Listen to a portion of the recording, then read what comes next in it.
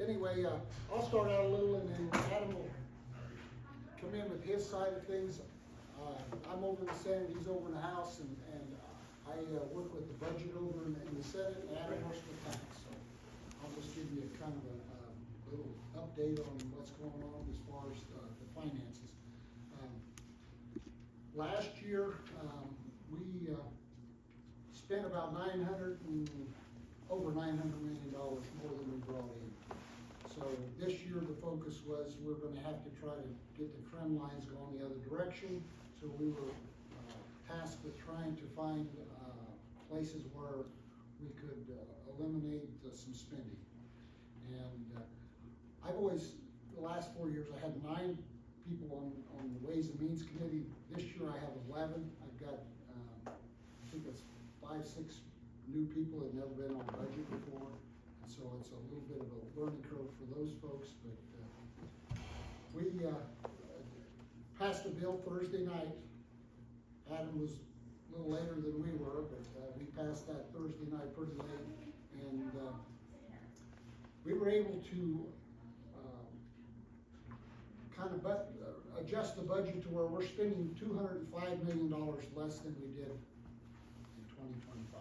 So we were able to start the trend line a little bit in the other directions. And when you do that, you have to do some cutting in different areas, and then we meet with the House in a conference committee, and you know, they have their budget, we have our budget, and they may have suggested, you know, reducing here, and we reduced here, and we go back and forth and try to figure out where we're at on adjustments. And at the end of the day, we ended up with about $205 million less than last year. A couple of reasons that, you know, spending, I think the last few years I've been here, I've told everyone here, you know, we looked at paying off our debts, which we did. We paid off a lot of different bonds and different things. We put money in savings, which was what we call a rainy day fund. We have $1.7 billion in a rainy day fund, so we're not broke. We do have pretty good ending balances from last year. This year's, you know, or less. But the last few years we've made some adjustments in taxes. I don't know if few of you probably getting Social Security. We took income tax off Social Security last year, so we're no longer paying income tax on Social Security. Last year we also did some tax cuts. I don't know if you look at your tax bill on your home. Used to have the first 40,000 was exempt. Moved that to 80,000. That's over $500 million that we reduced just on trying to help people on their property tax. We did that last year. So that's done. We did the Social Security. A couple of years before that, we adjusted the income tax, lowered everyone's income tax. Now that was another over $500 million. So you just start looking back a few years, you can see why we're having to make adjustments. We did do our adjustments. We made sure that we funded capers, put all the money in capers. We have to put capers, which I usually always talk about capers. Capers is doing fine. We fully funded capers now since 2018. Return on investment last year for capers was right at 10%. So, you know, we're doing good there. On the healthcare side and our nursing homes and stuff, we continue to support them. We're fully funding all those. Do we need more money there? Sure, we do. Don't get me wrong. We're still short nursing staff. Our mental health is still a big issue. Last year, between Osawatomie and Warner, we spent $59 million on traveling nurses and staff. $59 million on travelers. We can't sustain that. I mean, you know, if there's one area that if we can do a better job and save money, that's one right there. We put some additional money in this year.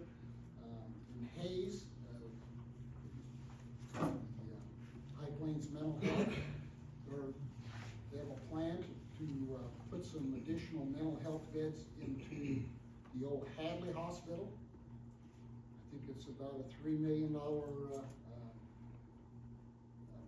refurbishing of that facility to put an additional, I think they maybe 20 beds. So if we can get 20 people in Hayes that don't have to go on to Lawrence, maybe we can get Lawrence to a size of where we have this much staff, so we can only have this many beds. Instead we have this many beds and with this much staff, and we're having to hire people from out of the area to come in and help staff the place. I mean, what do you do? It's time for a shift change at 5 o'clock and you don't have people there to take care of those folks. I mean, somebody's gotta be there. We've tried to encourage and support our administration there and say, listen, you know, let's pay our staff, these folks that will stay at 5 o'clock and miss their kids' ball game because we don't have enough staff to take care of these folks. I'd sooner pay these people extra money than bring in somebody and pay $59 million. There were some of the challenges we have there. K-12 education bills here, we fully fund to Gannon. Now there was some changes that the Senate did. There was some things that were not in Gannon that were not funded. And the reason that was, I'm gonna tell you what, here's the reason that last year we have an inflation factor that goes on top of our regular funding. And last year was $240 million. This year it's about 180. So in the last 2 years, it's going to be over $400 million. And what they said was there's about $11 million worth of things that weren't in Gannon. They said, let's take this out of the new increase from this year. So instead of, let's say, instead of getting 180, you're going to get 169. You know, I mean, you're getting the money. It's just use 11 of that 100 new money to pay for this. That's the way that shook out. Our community colleges, there's a little haircut on the community colleges, and then that was because the last few years we've put additional money. When we had the money, we were trying to support them, give them as much as we can. This year, there's probably about $14 million that was new money last year that we're not putting in this year. So there's some tough choices, you know. And basically what happens is we build a budget and the House builds a budget and we go to conference and we say, okay, you did this, we did this, we'll give you this if you'll give us this. And it's a trade-off. So we never get everything we want, they don't get everything they want. And that's how some of these little particular cuts and things happen. What else I wanted to mention?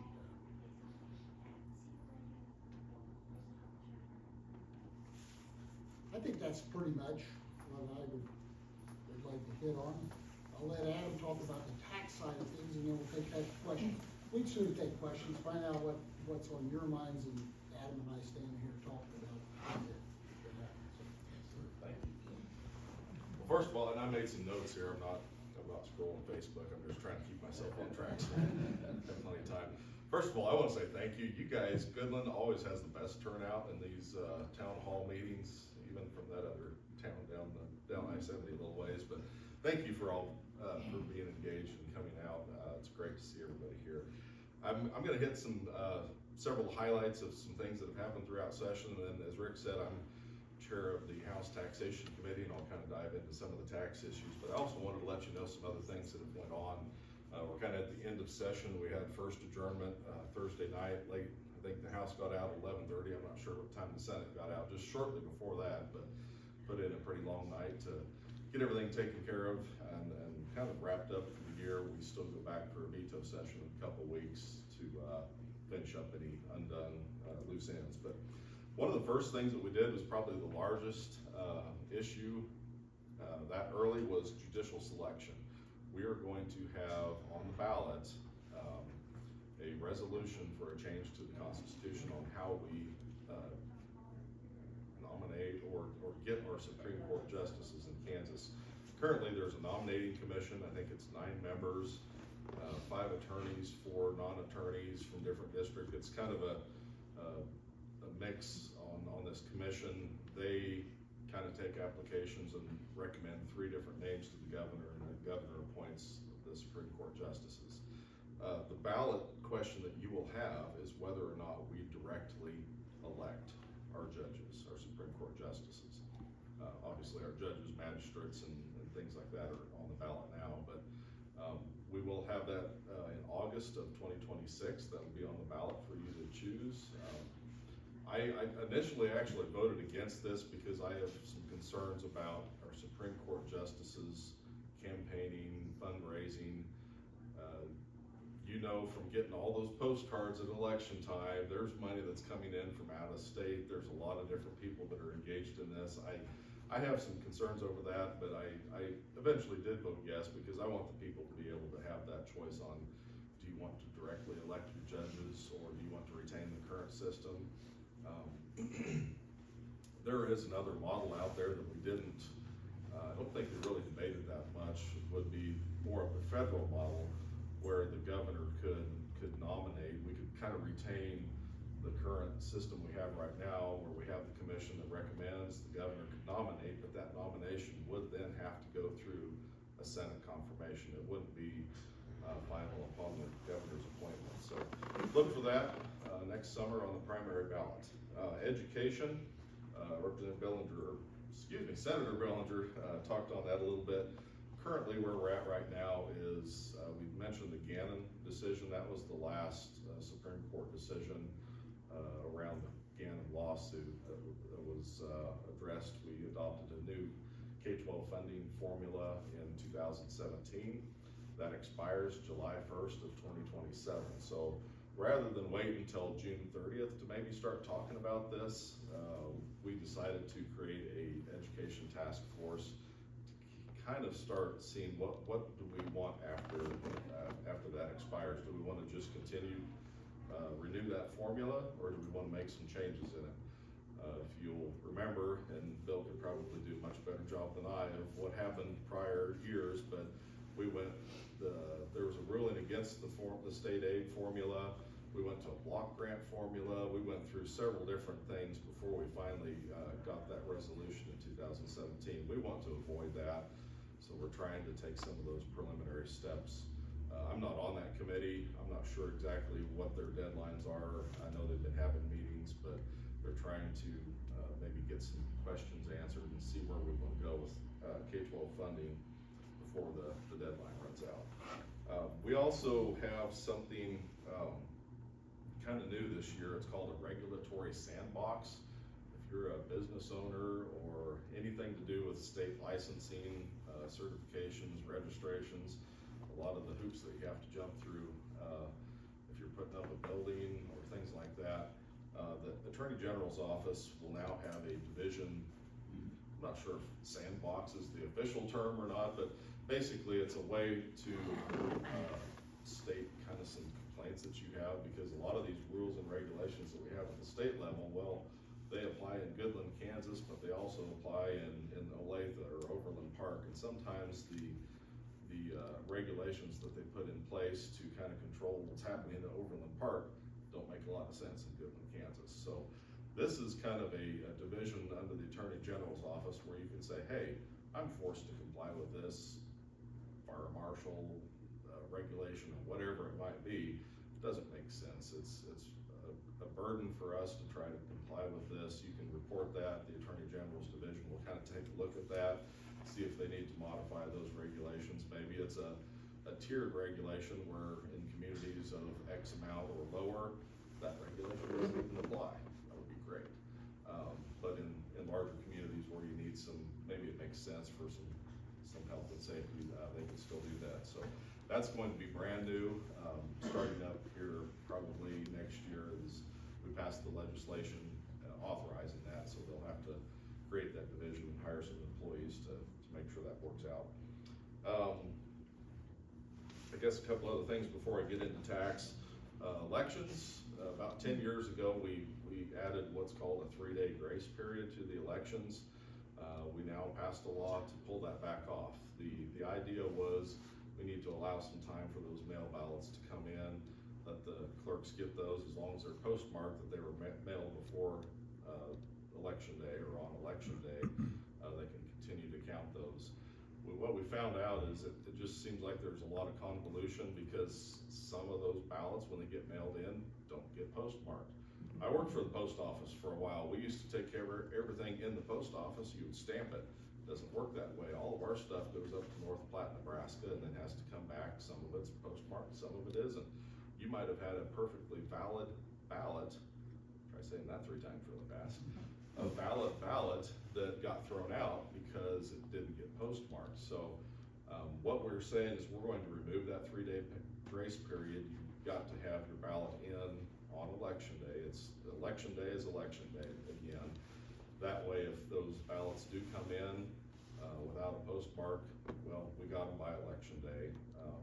Actually, the Secretary of State's report shows that we do a really good job. If you've got a mail-in ballot or an advance ballot, most people get those turned in really quick. We don't actually have any that come in late. So in our area, there are across the state there are some that do come in, but that was an example of a law that we put in place 10 years ago. It's kind of caused some problems, so we have now taken that back off. The only thing I want to touch on before I go into taxes is we also did pass what's called the Help Not Harm Act. This deals with transgender kids.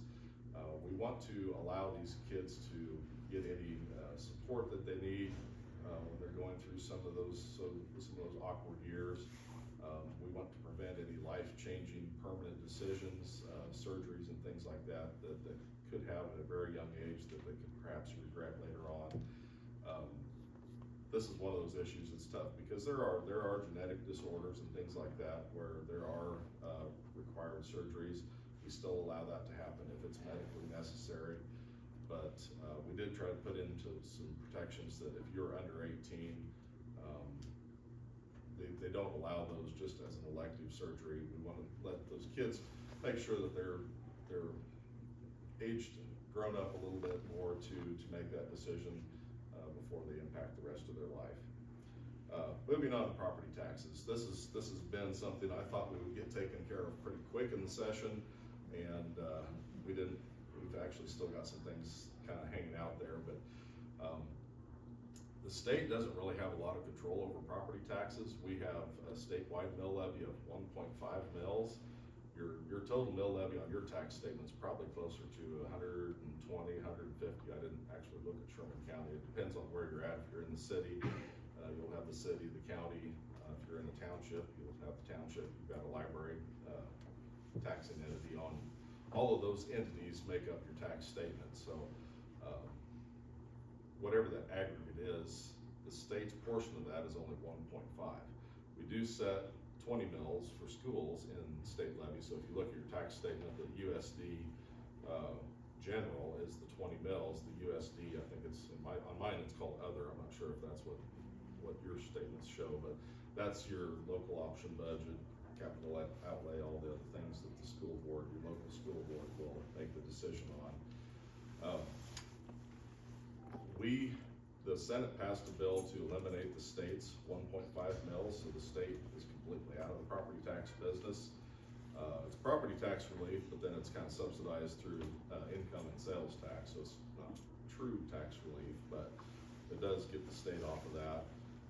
I had a bill in the House to reduce the 20 mill levy by 1.5 mills down to 18.5. Again, that's backfilled through state general fund because with the school finance formula, we're obligated to a certain dollar amount. That 20 mills, whatever that doesn't bring in, either through the increase in the homestead exemption that Senator Billinger referenced, any reduction in revenue through the property tax side has to be backfilled through our state general fund, which is funded by income and sales tax. So we're trying to focus on property tax relief. Overall, it's not tax relief because we're using income and sales tax to kind of make up the difference there, but property tax is a huge one. Everybody hates property tax because nobody gets a bill for all of their sales tax at the end of the year, but you don't get a bill for all of your income tax. We pull it out throughout the year. A lot of people, your average households, you actually pay less in property tax than you do those other two taxes. You just don't have to pay it all at once, and it's kind of at a bad time of year. It's right before Christmas, and sometimes it's catches people when the bank account doesn't look so good. So we're trying to work on solutions. We did actually end up passing the removal of the state's 1.5 mils. I'd actually had a different proposal that I was working on to get rid of what's called the revenue neutral law that we have right now. We've had that in place for, this is 4 years now. Basically says revenue neutral means that you can't tax for more than you did last year. If you have sales tax, you can get more in through sales tax, but as far as property taxes, you're not supposed to raise any more than you did last year. And if you do, you have to have a hearing, explain why you need to increase taxes, and then vote on it.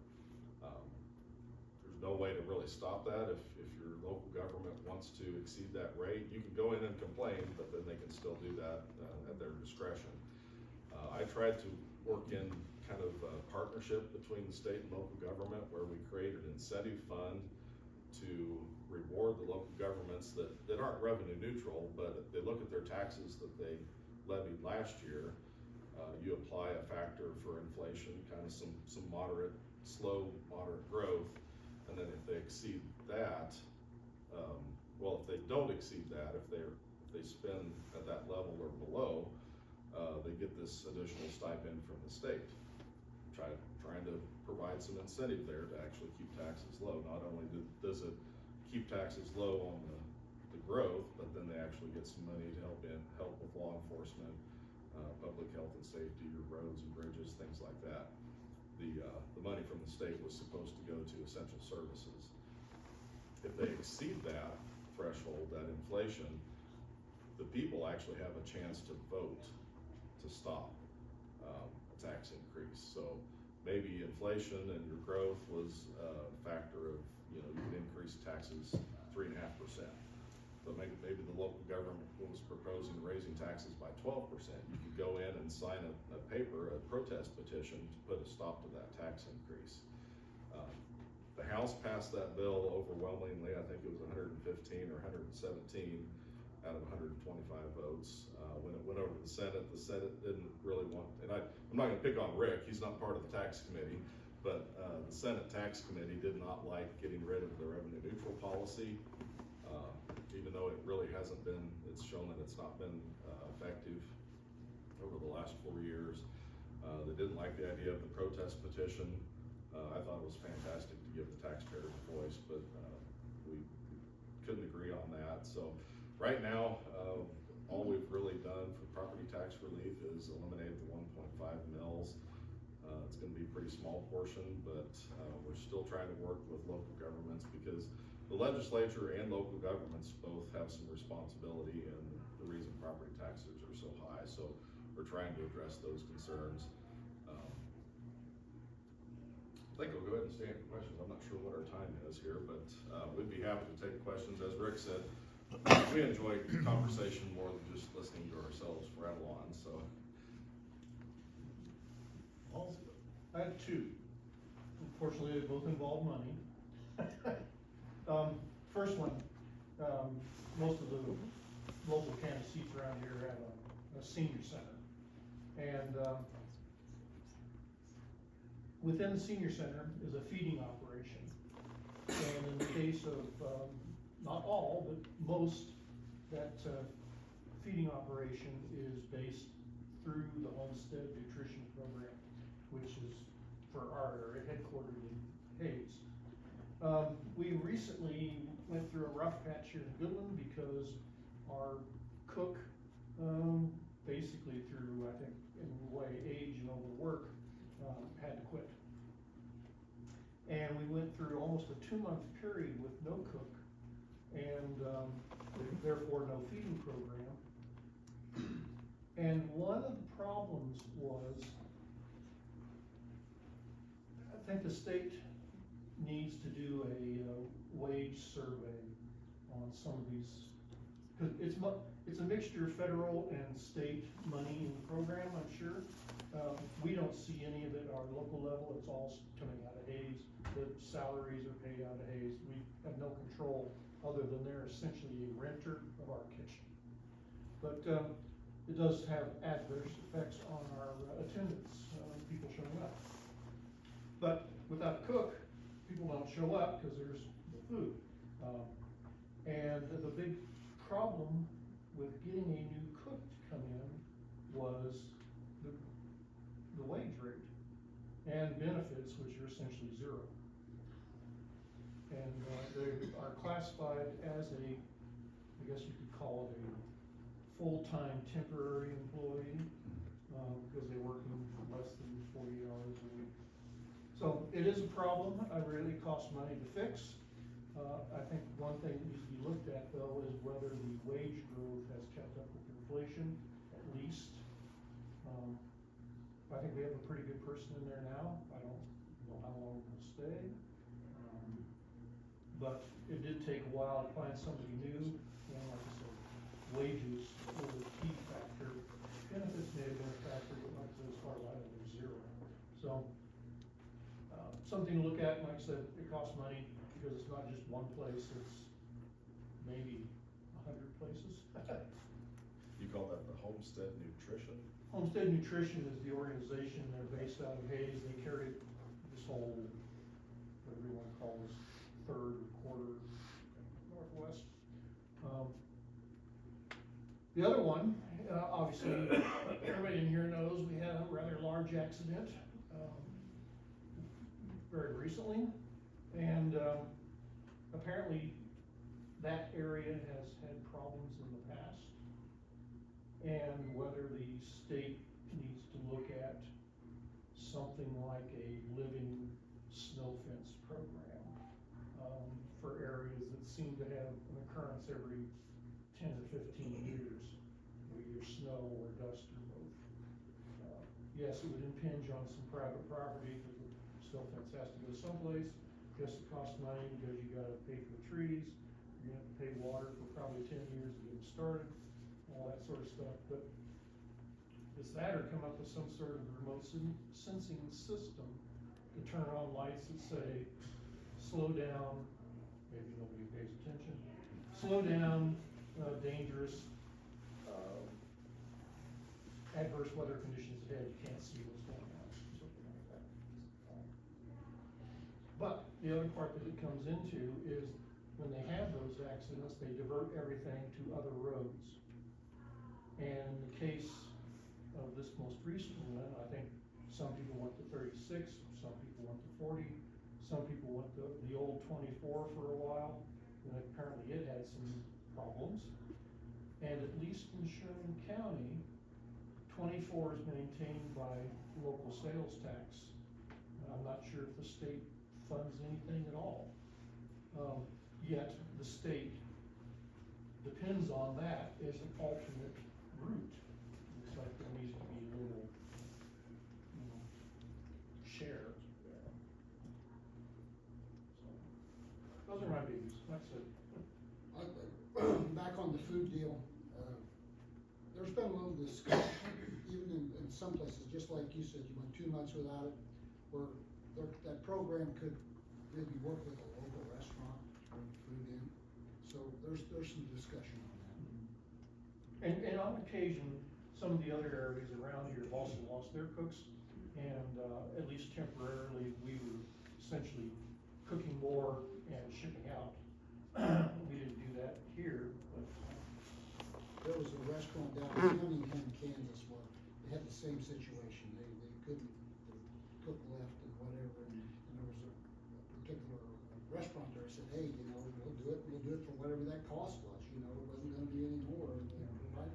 So, we're looking at that stuff. Yeah. I tell people, essentially, it's a school lunch program for people over 60. It's about the same food. Same trays. Other questions? On the highway, you can tell every time they take traffic off the interstate, you can tell the difference after one day's of driving on 24. and it showed up this time of year. That's all, Yeah, it gets beat up pretty quick, you get a lot of that heavy traffic on there. yeah. We have to pay for fixing. Yeah, and I can't remember, I was a county commissioner down in Wallace County, and I was trying to remember who was on the commission up here, but there used to be a kind of a shared plan in place, and I think the commissioners had made an agreement that the state would pay for, I think there was a 1-inch overlay or something the county would then take it over. I don't know if we could kind of go back and take a look at that agreement that was made, and maybe get back to a sharing, program on that, because you're exactly right, when they, you know, if it's just local traffic, that's one thing, it's not, it's when they divert traffic, that's a lot of wear and tear, on the roads that should be a state responsibility. I was told, I don't know if this is true, that it has something to do with how far Old 24 is from the interstate. If you're within a certain space, state and federal won't pay anything. If you're farther away, then they start looking at paying those something, so. You have a question? I do have a question, I also have a comment, perhaps maybe high wind warnings, pulling trucks off, high profile vehicles, just a comment, but I have a question. Actually, 3 questions. One, do you all meet with KICA reps regularly? If you don't, why don't you? 2, how supportive are you of KICA's concerns, and do you know what those are? Because right now there's a concern about Pell grants going to, you know, because they're block grants, going to the bigger K-State, KU grants, I apologize, the bullies on the block, rather than KICA schools. So I wanna know how supportive you are of KICA schools. That's actually an acronym I haven't heard before, who does that? Kansas who is it? Independent College Associations, Okay, faith-based okay. colleges, a lot of them, most Okay, of them are gotcha. faith-based, yeah. And we're kind of, when we go to the state, our reps go to the state all the time, we don't feel any love. So we're trying to proactively say, we are growing, our institutes, most of those are growing, we're getting more and more students, because more students are giving up KUs, K-States. They're coming to small, private, faith-based colleges, but we do have state grants that come to us. So just a question, They've received some, extra, scholarship money, they have in the last 3-4 years. yes, that's true. We had all this federal money, we For did share- COVID and did stuff, sh- we did also share- got- We did share some of that with the, private schools, Yeah. not, you know, not a lot, I mean, we're limited in what we can do, but we did share on the scholarship side. Well, just a question to make you aware that there are concerns, and there are a lot of those schools. I mean, Kansas has a lot of small independent colleges and universities, so just, And they do a good job, you know, you're right, the large region universities, the KU, K-State, they're the ones that take up the majority of the headlines, but the community colleges, the technical colleges, the independent colleges, they're very active, and they do go around, and they're actively meeting with people and getting their message out there. So I just hadn't heard that acronym before. I knew, Sorry. as soon as you explained it, I knew exactly what yeah, that was. yeah, KICA, we Okay. just call it KICA for Kick it, short. all right, but- I'll put that in my vocabulary. All right, well, just wanted to make you aware, there are concerns amongst them regarding, And you have a couple of good lobbyists there, so. oh, well, yeah, I know, yeah, I mean, they're around. all right, thank you. Definitely are. Other questions? Yeah, are there any state programs you guys are funding that you think shouldn't be funded, that shouldn't be receiving money? That's a good question. You know, we've got a new committee in the Senate, it's looking for, places where maybe something's funded, shouldn't be funded, and anything else. There's a phone number, if you've got ideas and you know something in particular, you can call a phone number there. And I think like the first week, it blew up because there were so many phone calls, so many people calling in and saying, you know, because I'm guessing you brought that question up, there's a particular place where maybe you have an idea that it's not necessary or something, so. Yeah, there's a phone number you can call to suggest, you know, things, I mean, people call, you know, why aren't people back in the offices? I mean, that was one of them, you know, we've heard that all over, you know, so, yeah. So is that on the state, the Kansas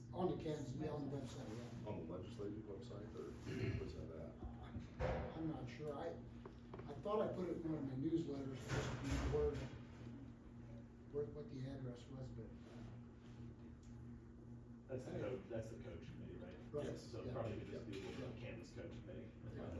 COG. COG. Instead of Doge, it's Code. We don't have a department, we have a committee, but on the tax side, since that's kind of my area of focus, we are taking an in-depth look at tax credit programs. We have thousands of economic incentive benefits through tax credits. And we did what's called a post-audit study. It's basically a really in-depth look at auditing these programs, who's qualifying for them. Is the benefit that they're receiving actually worth the cost that the state is providing to them? It's kind of scary. A lot of these programs, yeah, it's tax credit money, so they say that, well, it's improving money, it's getting money out into the communities. But when you look at the return on investment, if I was a local businessman trying to look at a program, I would look at return on investment. A lot of these tax credit programs, if you're getting 20 cents on the dollar, that's actually a good program. That's some of the better programs we have. There's some that are getting less than 10 cents on the dollar, which makes you wonder, why aren't we just putting that money directly where it's needed, rather than doing a tax credit program where you don't get much of that incentive back. So we're trying to take a really good look at those, not necessarily getting rid of them, but how can we change the program to where it's actually creating more of a return to the state on the investment, because those are taxpayer dollars that are going out. There's no such thing as government money, it's all taxpayer money. If we're going to spend that in the form of tax credit, we need to make sure that we're making a good investment for the state. And, even if we can get 50 cents on the dollar for some of those programs, that would be a lot better than what we're getting now. sometimes they say it's a tax credit, To me, a tax credit is you owe some kind of, income tax or whatever it might be, and you get a credit, you can deduct that off from what you owe. Some of these tax credits, the state actually writes a check. Yeah, refundable. They're returnable. First I'd like to say you guys do a great job representing us. I email Adam quite a bit and he always responds because most of my questions are text. So if you guys have a department now that works with government efficiency, would you, after it's done, looking at the state to see where things can be reworked or whatever, would that be available to the cities and counties? Because I'm sure there's services within a county our size that we could look at joint services between city and county that would save money, that stuff that maybe the locals haven't thought of. So, if there's ways we can work together, keep the same services, but make taxes cheaper for people, I think that's ways we need to look at. So if the state's already gonna be looking into that, I think if they would make that available for counties and cities, to, share that knowledge with, that'd be great. And then where do you see the property, personal property tax bills going, 2014 or Senate Bill 10, do you see those passing? Yeah, those got included in conference. I don't know if you were tracking along, but we had a bill, Senate Bill 10, we had a different one in the House, but Senate Bill 10 was the one that we worked. It got rid of personal property tax for like your golf carts and scooters, small trailers. Some of that's the smaller item stuff that, as you can attest, it's more work trying to chase these things down and figuring out the appropriate values. When you look at ATVs and some other things, if they're agricultural use, they're exempt already. The actual fiscal impact was pretty small, so we just thought it would be easier on the appraisers, easier on taxpayers if we just exempted that. That did get put into 21-25, and I think it is also under consideration in House Bill 2231, the conference committee report on both of those. So we actually stuck it into two different bills. That way if one doesn't make it through, hopefully the other one does. But yeah, we're trying to get that resolved. Thank you. 21, 25. I didn't figure it would, so that's why we stuck it in another one. Yes, sir. I've got a question as far as what they're doing with the Department of Education and how that's going to affect small towns. And we're going back to the property tax thing. As far as whether or not the schools are getting anything from the government for their schools and for their programs. And with the cuts in the Department of Education, is that going to affect schools like in Goodland, Colby, Atwood? Are you talking Oberlin? at the federal level? I think there was a talk of abolishing the Department of Education.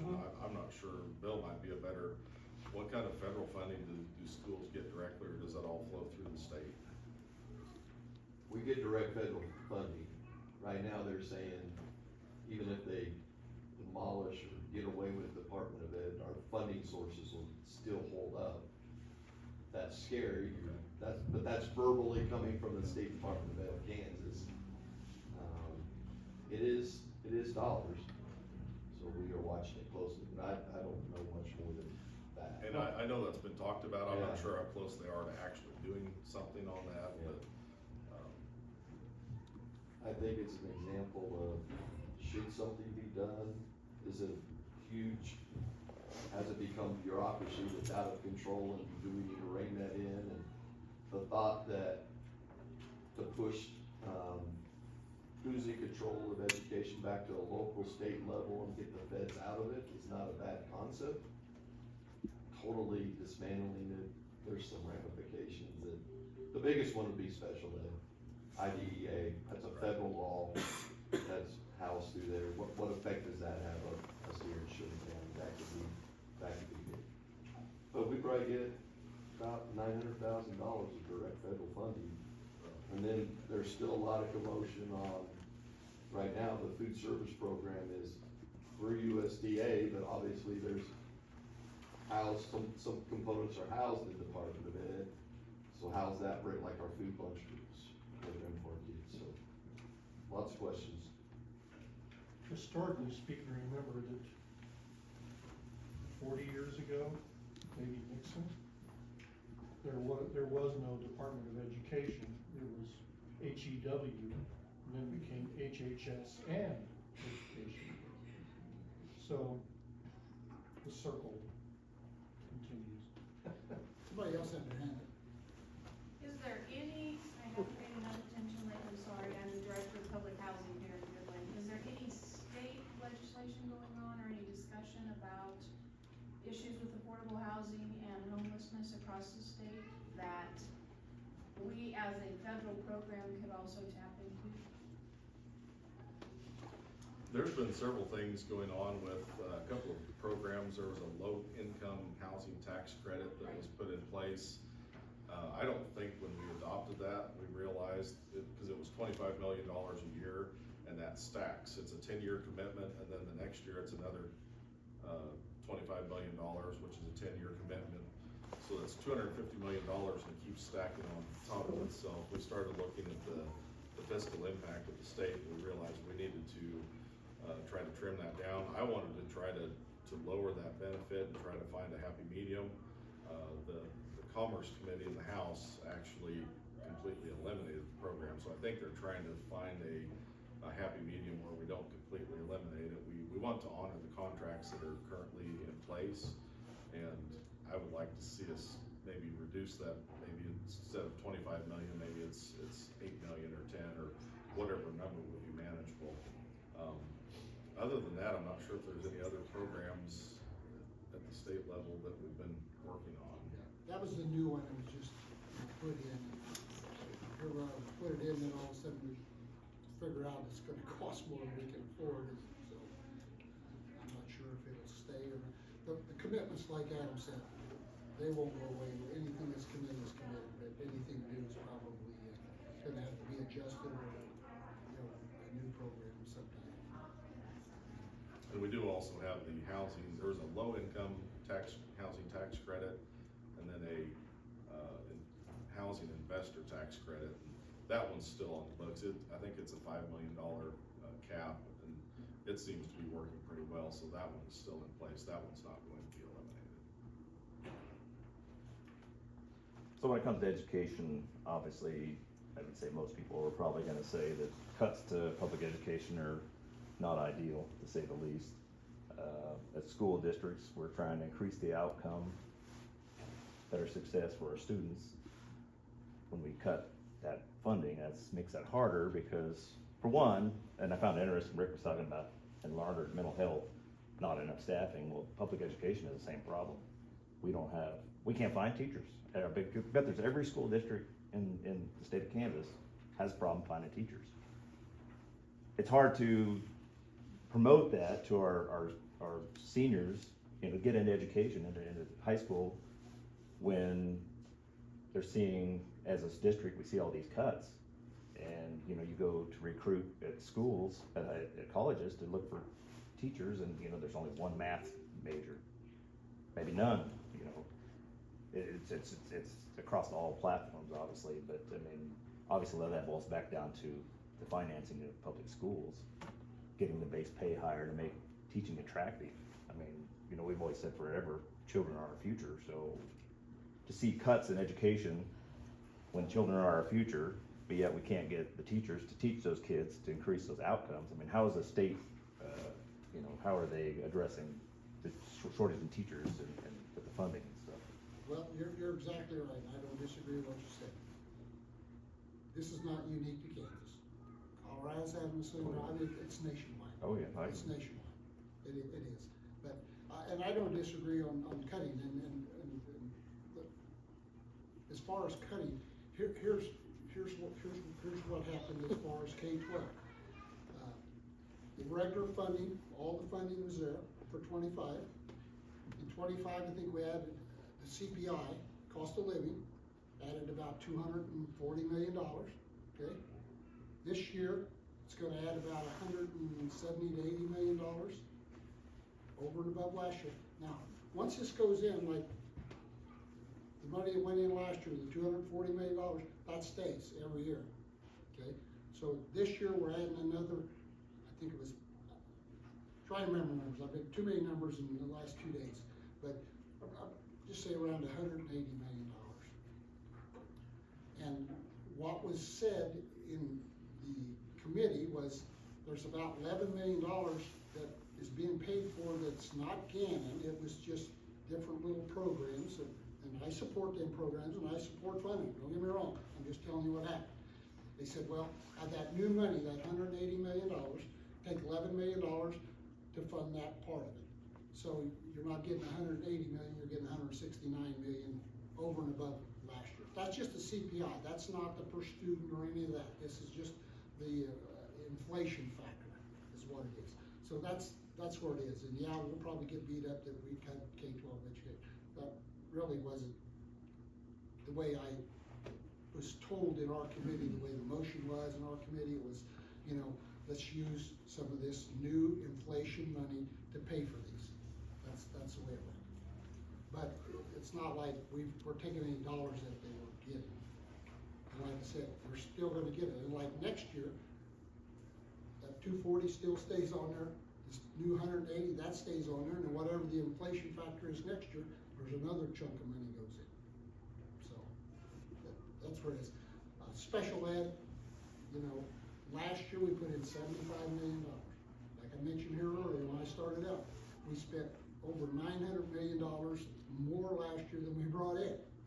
How long can we do that? We've gotta, make adjustments. So this year it's $10 million. That's 75 that we put in last year. That's still there. That'll go on every year. That's still there. This year we're only gonna be able to add 10 million. Next year we'll see what it is. Maybe it's another 10, maybe it's another 75. When it comes to IDD and special ed, Adam and I are gonna support that every chance we get. So, that's kind of where that's at. And like I said, it's, we're 2 votes. I'm 1 of 40 in the Senate, and I can vote the way I think it should be, and I always do. And I support our schools, our small schools especially, because, I think they're gonna have a tougher time with this than any. And Adam's the same way, so. I'm only 1 of 125, so it's even harder. So things that, I guess it's a little bit more of a general approach, but I look at education almost the same as healthcare. Throwing more money at it isn't necessarily going to be the answer, because that's taxpayer money. What are we doing to actually let let the teachers teach, rather than have the teachers worry about all these little requirements. I've gotta do this, I've gotta fill out this paper, I've gotta do this for this curriculum. Let them do the job that they were hired to do, let them teach the kids. Same thing with healthcare. It's not the amount of money, it's why are things so expensive? Why are drugs so expensive? Why is this equipment so expensive? Until we start addressing the actual costs and what are we doing at the state and the federal level that puts more burden and requirements on even administration, we want reports after reports after reports. Well, that takes time. You don't just magically add that to your workload and get everything done still. So I take more of a general approach. I think we need to step back and let the good people, the teachers and the healthcare professionals do their jobs and focus on things that decisions that we're making that are putting more regulations and requirements on that increases the cost of providing that service. And I don't disagree with you with the let the teachers teach, but the problem is we've gotta have teachers to have them to teach, so Right. that's the underlying issue there. And being from little town Weston. Yeah, you where live my it. kids are, I always thought enrollment would be the downfall of our school, and I think it's gonna be being able to find teachers. Yeah, I'd Absolutely. like to add a historical perspective to that you weren't even alive for probably. I know, Galen, I'm older than you probably think. Ditto. Anyway, over 50 years ago, I took a group of my students from Solomon, K-State, for kind of like a career fair thing or something like that. And walked in, and I had time to go to 2 of the sessions. So of course I was gonna go to the math, and I wanted to go to this booming new area called computer science. Okay, when I got to the computer science room, there was a sign there that they had moved it to a larger room where there was standing room only. And the guy that gave the presentation, every 13th word out of his mouth had to do with the dollar sign. This is the kind of money you can make. You're gonna make this kind of money. This is the kind of money impact you're gonna have. That's what he was telling, and the kids were just like this. So then I went to the math meeting, and they had it in, I think, Hardwell Hall, I'm not sure, yeah, sure it was. Great big lecture room, right? And over the 55 years, I've gotten my numbers mixed up. There were either 5 teachers and 4 students, or the other way around in the crowd. And the little old math professor comes out, and the first thing he says to this empty room is, if you're thinking of going into math, don't do it for the money. Yep. You aren't gonna get it. Do it because you love it. Love the teaching, love the students. And we haven't changed things in 55 years. Same thing. Same thing. I fully agree with you with, in fact, you can ask some former principals, but I told them, if you cut back on the in-services. If you want a better product out of our school system, get out of my way and let me teach. Now that they can't fire me anymore, I can say that. I've been sitting there listening, and I appreciate you gentlemen presenting today, and I'm impressed with your knowledge, what you have to deal with. And I'm sitting here thinking, should I ask this question or not, because I probably alienate some of the people that not all. We talked about how to reduce the cost of everything. We haven't talked about how to raise more money for taxes. So I'm sitting here thinking naively probably, what if we raise the tax rate on people who make more than $250,000 a year? Now, that's naive, and it's very committing, like, whenever you're obviously not running for office. What about the other side of the equation? How do you increase the revenue? You won't do it without people not liking you, because somebody's gonna pay more. We understand it, but who? It won't be raising taxes, I can tell you right now.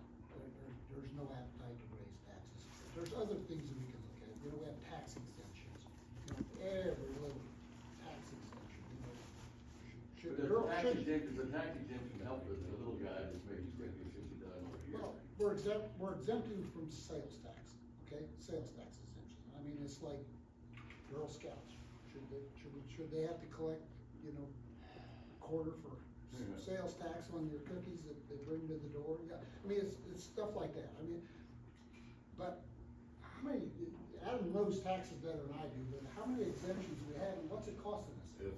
If we repealed all of our sales tax exemptions, and this is all of them, this is even for like state and federal government, which we can't really repeal those, but be almost $9 billion. If we took a look at just the ones that we really have the authority to, now keep in mind, that's gonna be your churches and your American Legion and some things like that that are very, very good service organizations. It's about $2 billion, which would roughly be about 30% of our total sales tax collections. You typically get about $6 billion per year on sales tax revenue.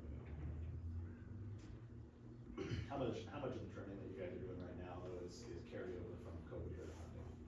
Right, where we had the big state boost in funding that came in and now we have to trim that back down, now that those dollars are coming out. There's a considerable amount, that's part of the problem. We tried to focus one-time spends, and if you've been here before, I always said, one-time spend. Well, these one-time spends, all of a sudden, next year, they're back again, and it's like, yeah, it's a good program, and so, yeah, but you're right, that's a big part of the problem. You know, back to your question about the kind of the tiered income levels, the problem with that is the people that are making that money are usually pretty smart financially, and they have ways, that's why we have, you know, the top tax rate at the federal government is 38%. There's not a lot of people that pay that because they create, different corporations, or they have little tax shelters that they actually never, maybe they're making $3 million, but they never pay on that because they find ways to have tax shelters and kind of restructure their, I mean, it's not W-2 income, they're not earning that, so it's passive income, it's things that they can kind of navigate the tax That's system. part of the system and part of the law that we Yes, pass. it is. Yes, it is, and that's what you guys are in charge of, so I'm just throwing that out to think, so you're just labeling or thinking, well. Ultimately, taxes it's must be trying to make the pie bigger by bringing in more employers. And that's what we try, we try to do that, and, you know, I'll give you one other example on sales tax. We took sales tax off food, that's one I didn't mention when I was mentioning all these taxes, we took it off food.